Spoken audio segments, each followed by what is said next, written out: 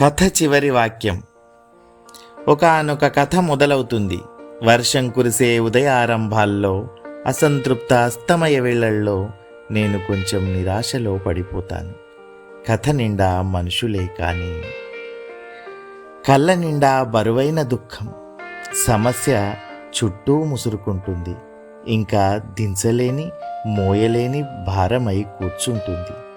ఓ సమ్మోహిత కాలానికి నేను ఇష్టతను. కాలమొక సంరంభ క్షణంలా నన్ను తాకి వెళ్ళిపోతుంది. విస్మృతి కథలు ఒక్కొక్కటే అలలా దొర్లుతుంటాయి. పొడవాటి దారి గుండా నువ్వు వస్తావు, పదాలు పదాలుగా వాక్యం ఒకటి అల్లుతావు. నేను స్తబ్దతను కదా, ఏకాంతపు దుఃఖమై కూర్చుంటాను. ఓ హృదయ స్పర్శిత క్షణాన నేను కథని నీతో పొడిగిస్తాను. ఇంకా అనిశ్చిత గాలి కదలిక లాంటి తాపమేదో పుడుతుంది.